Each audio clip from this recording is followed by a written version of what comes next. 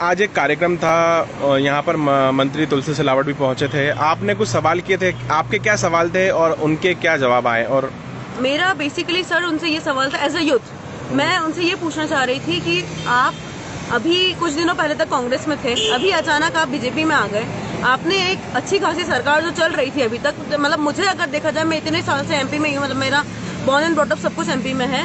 पहली बार मुझे ऐसा लगा था कि हाँ सच में हम लोग कहीं ना कहीं विकास के रास्ते पर अब जा रहे हैं, क्योंकि बात ये थी कि हम अभी तक जितना देखते हुए आए हैं, मतलब आईफा जैसा बड़ा इवेंट हमारे यहाँ आने के लिए रेडी था। एमपी में लोग कैसे समझते हैं, बैकवर्ड समझते हैं एमपी को, लेकिन कहीं ना कहीं एमपी एक मतलब आगे की राह की तरफ अग्रसर हो रहा था।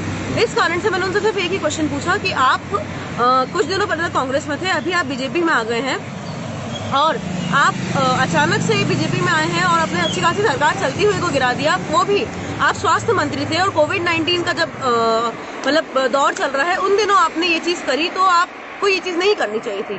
तो उन्होंने मुझे सिर्फ एक ही जवाब दिया कि मैंने जब इस्तीफा दिया था मतलब स्वास्थ्य मंत्री के पद से, उस टाइम पर यहाँ पे एक भी पेशेंट नहीं था, लेकिन जब अपने यहाँ पे 23 मतलब 24 तारीख, हाँ 23 से 24 को जब हमारे यहाँ पे पेशेंट आया पहला, उस टाइम पर ये भले ही मंत्री नहीं थे लेकिन विधायक थे और भले ही कुछ नहीं तो एक्स स्वास्थ्य मंत्री तो थे ही।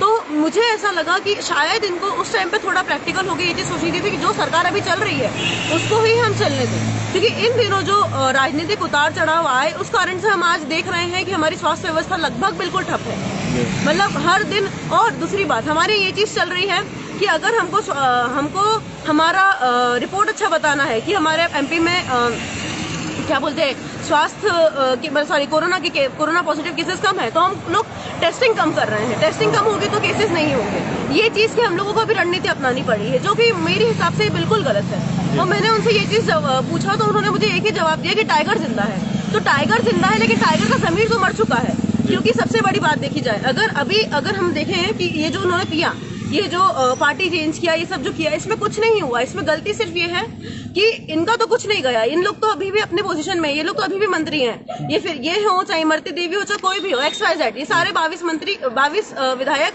कुछ ना कुछ पोजीशन पे है, 14 को सीट मिल चुकी है। मैं एक ही चीज कहना चाहूंगी कि इन लोगों का कुछ नहीं गया है, हारा है एक छोटा कार्यकर्ता। क्योंकि छोटा कार्यकर्ता जो होता है वो ये सोच के वोट नहीं मांगता कि तुलसी सिलावट लड़ रहा है या कोई और लड़ रहा है। वो ये समझ के अपना झंडा उठाता है कि एक कांग्रेस का वर्कर लड़ रहा है या कोई भी एक कांग्रेस या बीजेपी का प्रतिनिधित्व कर रहा है। जी सिंधिया जी, ज्योतिरादित्य सिंधिया को लेकर आपने सवाल पूछा था, कर्जा माफी को लेकर, हाँ। उस पे आपने क्या सवाल पूछा था और क्या रिएक्शन आया उस पर? ज्योतिरादित्य सिंधिया जी के लिए उन्होंने मुझे बोला कि जो किसानों की हितैषी नहीं थी ये सरकार, हाँ। जब कमलनाथ सरकार थी, तो अगर किसानों की हितैषी नहीं थी सरकार, तो ज्योतिरादित्य सिंधिया ने कुछ दिनों पहले ही वो ट्वीट क्यों किया कि इतने लोगों का कर्जा माफ हुआ। फिर जैसे ही उन्होंने सरकार गिरा दी, उसके बाद तो उन्होंने सारा अपना पूरा रवैया ही बदल लिया। उन्होंने सीधे मतलब कमलनाथ जी को और दिग्विजय सिंह जी को और व्हाटएवर, मतलब कांग्रेस को उन्होंने निशाने पे लगा दिया है। मतलब आप कम से कम ये चीज तो सोचें कि आप अगर इतना बड़ा झूठ बोल रहे हैं तो उससे पहले कम से कम अपना ट्वीट तो डिलीट कर देते। वो ये चीज तो करी नहीं उन्होंने। ओवरऑल क्या लगा आज इतने सवाल आपने पूछे तो ओवरऑल मुझे ये चीज लगी कि अब बात यही है कि ये लोग सीधे लोकतंत्र की हत्या पे उतर आए हैं। ये लोग सीधे ये चीज सोच के बैठे हैं कि हमारे पास बस पावर है, लोकतंत्र जाए भाड़ में। आपका नाम बताइए। उपासना शर्मा।